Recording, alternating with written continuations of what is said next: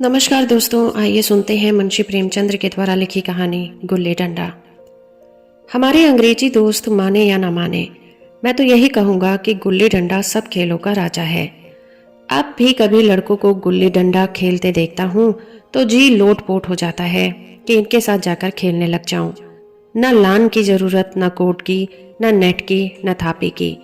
मजे से किसी पेड़ के एक टहनी काट ली, गुल्ली बना ली और दो आदमी भी आ गए तो खेल शुरू हो गया। विलायती खेलों में सबसे बड़ा ऐब है कि उनमें सामान महंगे होते हैं। जब तक कम से कम 1 सैकड़ा न खर्च हो जाए, खिलाड़ियों में शुमार ही नहीं हो पाता। यहाँ गुल्ली डंडा है कि बना हर फिटकरी के चोखा रंग देता है। पर हम अंग्रेजी चीजों के पीछे ऐसे दीवाने हो रहे हैं कि अपनी सभी चीजों में अरुचि हो गई है। स्कूलों में हर एक लड़के से 3-4 रुपए सालाना केवल खेलने की फीस ली जाती है। किसी को यही नहीं सोचता कि भारतीय खेल खिलाएं जो बिना दाम कौड़ी के खेले जाते हैं। अंग्रेजी खेल उनके लिए हैं जिनके पास धन है। गरीब लड़कों के सिर क्यों ये व्यसन मढ़ते हैं। ठीक है, गुल्ली से आंख फूट जाने का भय रहता है, तो क्या क्रिकेट से सिर फूट जाने का, तिल्ली फट जाने का या टांग टूट जाने का भय नहीं रहता। अगर हमारे माथे में गुल्ली का दाग आज तक बना हुआ है तो हमारे कई दोस्त ऐसे भी हैं जो थापी को बैसाखी से बदल बैठे। यह अपनी अपनी रुचि है। मुझे गुल्ली ही सब खेलों से अच्छी लगती है और बचपन की मीठी स्मृतियों में गुल्ली ही सबसे मीठी है।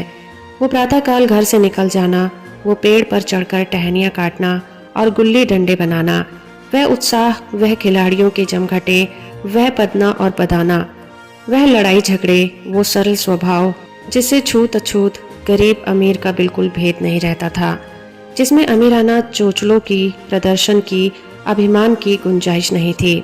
न उसी वक्त भूलेगा जब घर वाले बिगड़ रहे हैं। पिताजी चौके पर बैठे वेग से रोटियों पर अपना क्रोध उतार रहे हैं।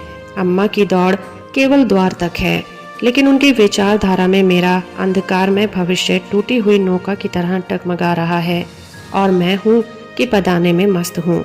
न नहाने की सुध है, न खाने की। गुल्ली है तो जरा सी, पर उसमें दुनिया भर की मिठाइयों की मिठास और तमाशों का आनंद भरा हुआ है। मेरे हमजोलियों में एक गया नाम का लड़का था। मुझसे 2-3 साल बड़ा होगा।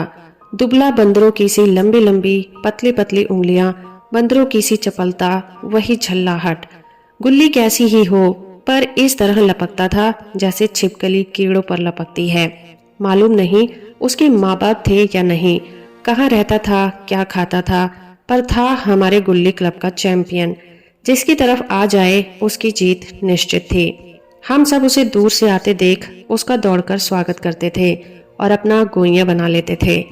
एक दिन मैं और गया 2 ही खेल रहे थे। वो पदा रहा था, मैं पद रहा था। मगर कुछ विचित्र बात है कि पदाने में हम दिन भर मस्त रह सकते हैं, पदना 1 मिनट का भी अखरता है। मैंने गला छुड़ाने के लिए सब चालें चली जो ऐसे अवसर पर शास्त्र विहित न होने पर भी क्षम्य है, लेकिन गया अपना दांव लिए बगैर मेरा पिंड न छोड़ता था। मैं घर की ओर भागा। अनुनय विनय का कोई असर न हुआ था। गया ने मुझे दौड़कर पकड़ लिया और डंडा तानकर बोला, मेरा दांव देकर जा। पदाया तो बड़े बहादुर बनके, पदने के बैर क्यों भागे जाते हो। तुम दिन भर पदाओ तो मैं दिन भर पदता रहूं? हाँ, तुम्हें दिन भर पदना पड़ेगा। न खाने जाऊं, न पीने जाऊं? हाँ, मेरा दांव दिए बिना कहीं नहीं जा सकते। मैं तुम्हारा गुलाम हूँ? हाँ, तुम मेरे गुलाम हो। मैं घर जाता हूँ, देखो मेरा क्या कर लेते हो। घर कैसे जाओगे? कोई दिल लगी है? दांव दिया है, दांव लेंगे। अच्छा, कल मैंने अमरूद खिलाया था, वो लौटा दो। वह तो पेट में चला गया। निकालो पेट से। तुमने क्यों खाया मेरा अमरूद? अमरूद तुमने दिया था, तब मैंने खाया। मैं तुमसे मांगने न गया था। जब तक मेरा अमरूद न दोगे मैं दांव न दूंगा। मैं समझता था न्याय मेरी ओर है। आखिर मैंने किसी स्वार्थ से ही उसे अमरूद खिलाया होगा। कोई निस्वार्थ किसी के साथ सलूक करता है? भिक्षा तक तो स्वार्थ के लिए दिए देते हैं। जब गया ने अमरूद खाया तो फिर उसे मुझसे दांव लेने का क्या अधिकार रह गया। रिश्वत देकर तो लोग खून पचा जाते हैं, ये मेरा अमरूद यूं ही हजम कर जाएगा। अमरूद पैसे के 5 वाले थे जो गया के बाप को भी नसीब न होंगे। ये सरासर अन्याय था। गया ने मुझे अपनी ओर खींचते हुए कहा, मेरा दांव देकर जाओ। अमरूद समरूद मैं नहीं जानता, मुझे न्याय का बल था। वो अन्याय पर डटा हुआ था। मैं हाथ छुड़ाकर भागना चाहता था, वो मुझे जाने नहीं देता। मैंने उसे गाली दी, उसने उससे कड़ी गाली दी, और गाली ही नहीं, एक चाटा भी जमा दिया।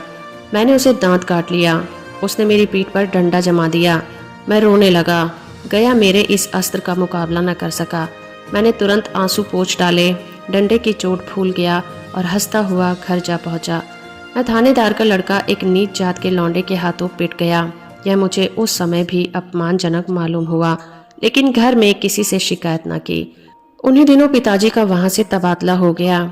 नई दुनिया देखने की खुशी में ऐसा फूला कि अपने हमजोलियों से बिछुड़ जाने का बिल्कुल दुख न हुआ। पिताजी दुखी थे, वो बड़ी आमदनी की जगह थी। अम्मा जी भी दुखी थी, यहाँ सब चीजें सस्ती थीं और मोहल्ले की स्त्रियों से घराव कासा हो गया था। लेकिन मैं सारे खुशी के फूला न समाता था। लड़कों में जीत उड़ा रहा था। वहाँ ऐसे घर थोड़े ही होते हैं, ऐसे ऐसे ऊंचे घर हैं कि आसमान से बातें करते हैं। वहाँ के अंग्रेजी स्कूल में कोई मास्टर लड़कों को पीटे तो उसे जेहट हो जाए। मेरे मित्रों की फैली हुई आंखें और चकित मुद्रा बतला रही थी कि मुझसे उनकी निगाह में कितनी स्पर्धा हो रही है। मानो कह रहे थे, तू भगवान हो भाई, जाओ, हमें तो इसी उजंड ग्राम में जीना है और मरना भी। 20 साल गुजर गए। मैंने इंजीनियरिंग पास कर ली और उसी जिले का दौरा करता हुआ उसी कस्बे में पहुंचा और डाक बंगले में ठहरा। उस स्थान को देखते ही इतनी बाल मधुर स्मृतियां हृदय में जाग उठी कि मैंने छड़ी उठाई और कस्बे की सैर करने निकला।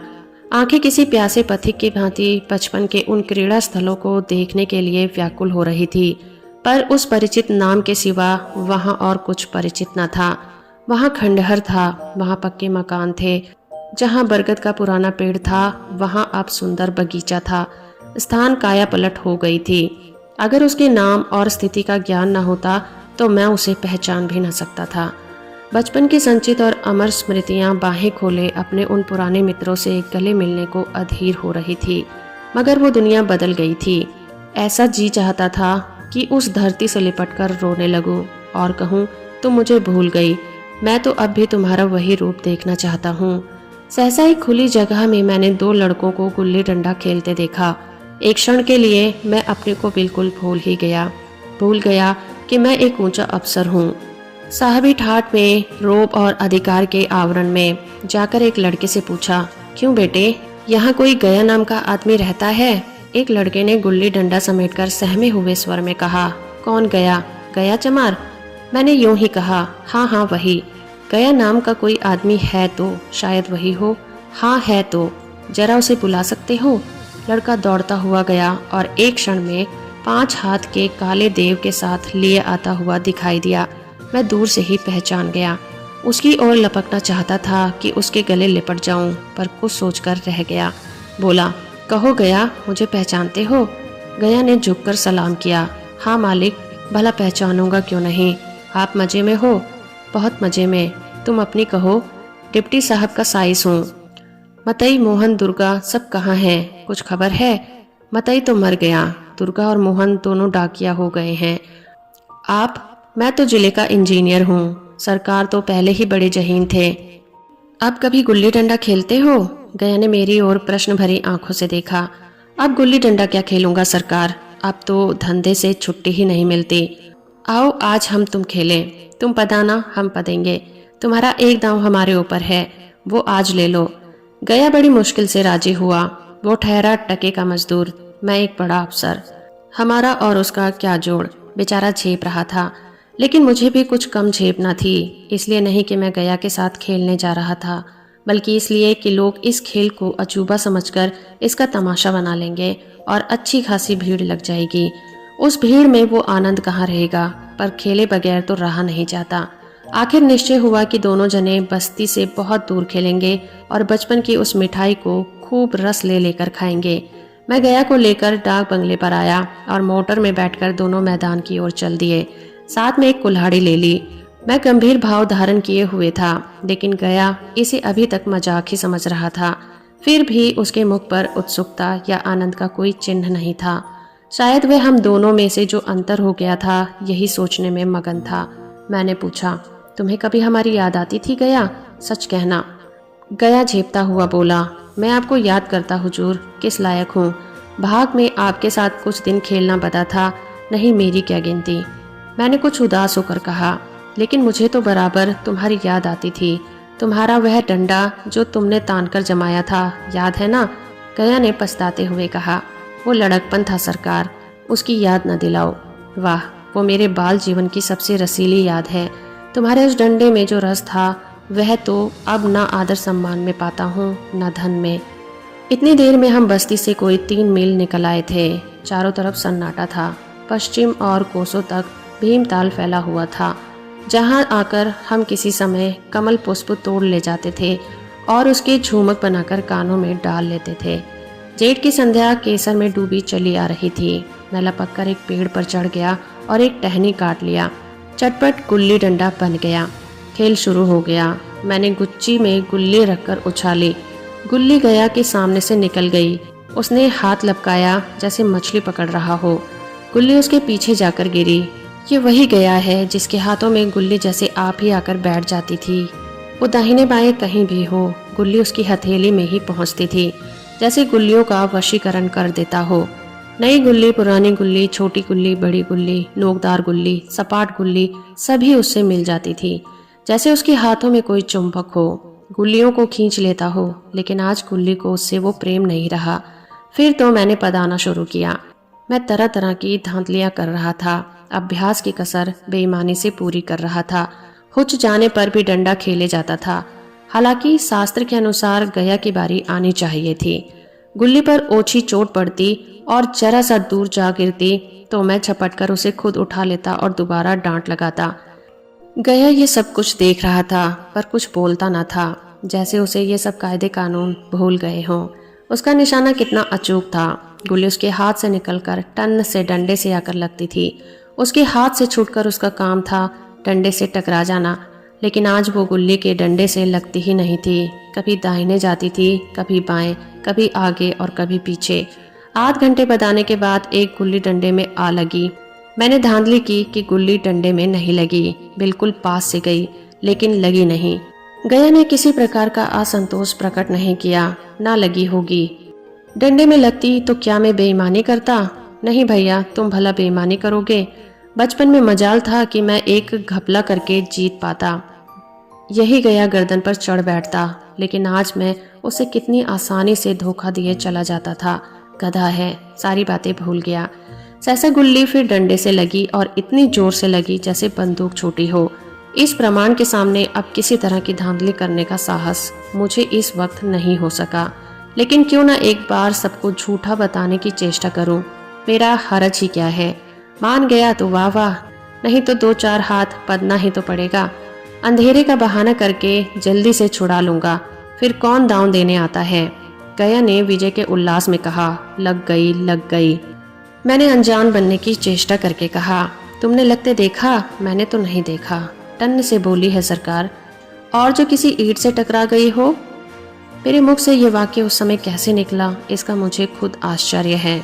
इस सत्य को झुटलाना वैसा ही था जैसे दिन को रात बताना। हम दोनों ने गुल्ली को डंडे से जोर से लगते देखा था, लेकिन गया ने मेरा कथन स्वीकार कर लिया। हाँ, किसी ईंट से ही लगी होगी। डंडे में लगती तो इतनी तेज आवाज ना आती। मैंने फिर पिदाना शुरू किया, लेकिन इतनी प्रत्यक्ष धांधली कर लेने के बाद गया की सरलता पर मुझे दया आने लगी। इसीलिए जब तीसरी बार गुल्ली डंडे से लगी तो मैंने बड़ी उदारता से दांव देना तय कर लिया। गया ने कहा, अब तो अंधेरा हो गया भैया, कल पर रखो। मैंने सोचा कल बहुत सा समय होगा, यह न जाने कितनी देर पद आए, इसलिए इसी वक्त मुआवला साफ कर लेना अच्छा होगा। नहीं नहीं, अभी बहुत उजाला है, तुम अपना दांव ले लो, गुल्ली सूझेगी नहीं, कुछ परवाह नहीं। गया ने पदाना शुरू किया, पर उसे अब बिल्कुल अभ्यास न था। उसने 2 बार डांट लगाने का इरादा किया, पर दोनों ही बार हुच गया। 1 मिनट से कम में वो दांव खो बैठा। मैंने अपने हृदय की विशालता का परिचय दिया। एक दांव और खेल लो, तुम तो पहले ही हाथ में हुच गए। नहीं भैया, अब अंधेरा हो गया, तुम्हारा अभ्यास छूट गया, कभी खेलते नहीं। खेलने का समय कहाँ मिलता है भैया। हम दोनों मोटर पर जा बैठे और चिराग जलते जलते पड़ाव पर पहुंच गए। गया चलते चलते बोला, कल यहाँ गुल्ली डंडा होगा, सभी पुराने खिलाड़ी खेलेंगे, तुम भी आओगे? जब तुम्हें फुर्सत हो तभी खिलाड़ियों को बुलाऊं। मैंने शाम का समय दिया और दूसरे दिन मैच देखने गया। कोई 10-10 आदमियों की मंडली थी। कई मेरे लड़कपन के साथी निकले। अधिकांश युवक थे जिन्हें मैं पहचान न सका। खेल शुरू हुआ। मैं मोटर पर बैठा बैठा तमाशा देखने लगा। आज गया का खेल, उसका नैपुण्य देखकर मैं चकित हो गया। डांट लगाता तो गुल्ली आसमान से बातें करती। कल किसी वो झिझक, वो हिचकिचाहट, वो बेदिली आज न थी। लड़कपन में जो बात थी आज उसने प्रौढ़ता प्राप्त कर ली थी। कहीं कल इसने मुझे इस तरह पदाया होता तो मैं जरूर रोने लगता। इसके डंडे की चोट खाकर गुल्ली 200 गज की खबर लाती थी। पदने वालों में एक युवक ने कुछ धांधली की। उसने अपने विचार में गुल्ली लपक ली थी। गया का कहना था कि गुल्ली जमीन में लगकर उछली थी। इस पर दोनों में ताल ठोकने की नौबत आ गई। युवक दब गया। गया का तमतमाया हुआ चेहरा देखकर डर गया। अगर वो दब न जाता तो जरूर मारपीट हो जाती।